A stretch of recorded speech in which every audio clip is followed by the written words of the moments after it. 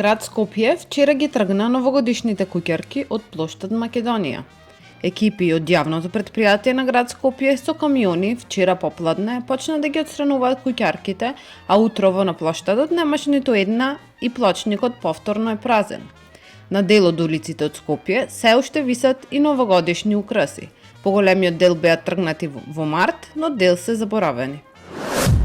По повеќе месечна предистражна постапка под раководство на јавен обвинител од специјализираното одделение за гонење на кривични дела, сторени од лица со полициски овластувања и припадници на затворската полиција при основното јавно обвинителство за гонење на организиран криминал и корупција.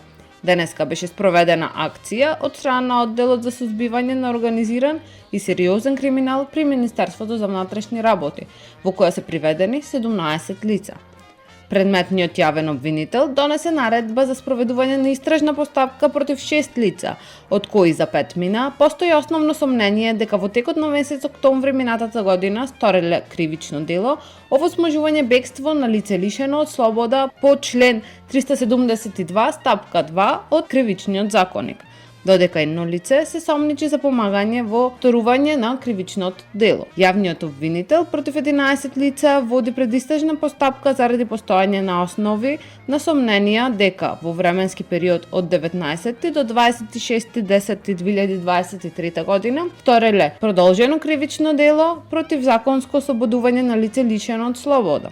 Осомничените во текот на престојот на осуденикот како соизвршител додека биле на смена го ослободиле осуденото лице кое им било доверено на чување, кое непречено, без придружба ја напуштило здравствената установа и по повеќе часовно отсуство се враќало назад.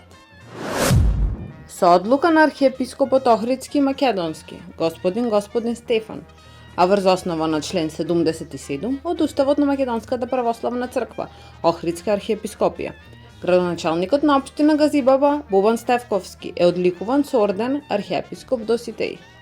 Во одлуката за доделување на орден стои: одличието архиепископ Доситеј му се доделува на Бобан Стефковски за неговиот особен придонес при изградба и украсување на храмот Свети 40 маченици во Смилковци, Скопско.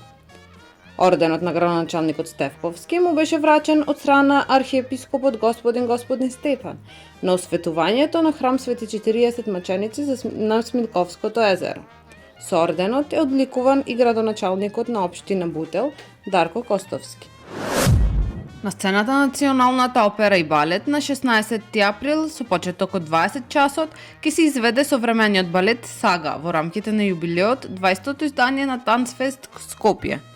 Современиот балет Сага е во рамките на 20-тото издание на Интернационалниот фестивал Танцфест Скопје 2024, кој има нов концепт и повеќе различни програми, меѓу кои и програмата насловена Паралели, во која ќе се прикажат 3 представи од репертоарот на Националната опера и балет со цел да се прикаже современите текови на националниот балет и да се представат повеќе домашни кореографии. Желко Самарџик одржа извонреден концерт за паметење во ераната Борис Трајковски во Скопје.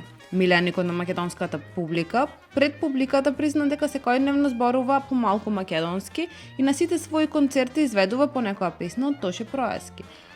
Пред крајот, македонската публика ја изненади со микс од македонски песни, па испеи делови од како што е ова чаша полна со вино, ако умрам или загинам и македонско девојче. Таму е Скопје, град мој љубав лише, што ми расу тесни.